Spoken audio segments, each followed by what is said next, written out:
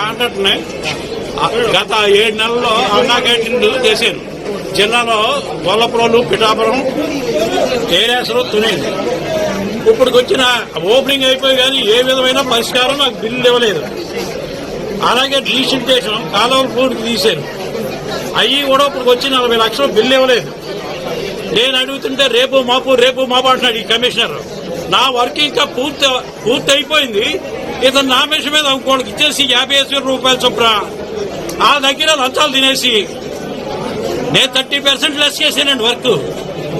Nomination మీద ఇచ్చేస్తున్నాడు 55,000 చొప్పున ఎడగొడేసి ఇచ్చేసి వాళ్ళ దగ్గర ఈయన కుమ్మక్కైపోయి మొత్తం A to Z 40 లక్షల బిల్స్ ఇప్పుడు చేసుకున్నాడు ఇతను ఈ కమిషనర్.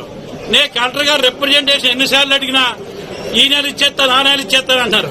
ఇప్పుడు 18 ఇస్తానంటున్నారు. మళ్ళీ అది దిక్కున్న వారితో చెప్పుకుంటున్నారు కలెక్టర్ గారు. అలాగే కమిషనర్ కౌన్సిల్ అబ్జెక్షన్ పెట్టారంటున్నారు. కౌన్సిల్లో నన్ను 5% ఇస్తేనే కానీ నాకు బిల్స్ ఇవ్వద్దని కౌన్సిల్లో చెప్పారు. ఇంకేం చెప్పండి. కళ్ళం మళ్ళ పుస్తకాలు కూడా తాగట్టేట్టుకుని ఎద వ్యాపారం చేస్తున్నామండి. ఈ గవర్నమెంట్ కంటే పోయిన గవర్నమెంట్ చాలా నయం. నన్ను అడిగితేనే ఓవర్ గవర్నమెంట్ డబ్బులు లేవని బయటకు పోయేవాళ్ళు. ఈ గవర్నమెంట్ లో ఉన్నాయన్నారు. ఇప్పుడు వచ్చి అన్నం పెట్టినోడికి అన్నా క్యాంటీన్ కట్టినోడు డబ్బులు ఇవ్వలేదంటే ఇది ఒక గవర్నమెంటా? నేను కట్టి 7 నెలలు అవుతుంది. నా ఆవేదన విలేక సోదరులందరూ అర్థం చేసుకుంటారని ఈ కమిషనర్ వచ్చాక 10 మీటర్లు కూడా సిమెంట్ రోడ్డు 10 మీటర్లు సిమెంట్ రోడ్డు అయితే చెప్పించి కొట్టించుకుంటాను. అంటే ఈ కమిషనర్ యొక్క ప్రవర్తన అసందర్భంగా అవుతే ఇది రాజకీయ నాయకులు నచ్చింది. ఇంతకన్నా నేను చెప్పేదేమీ లేదు.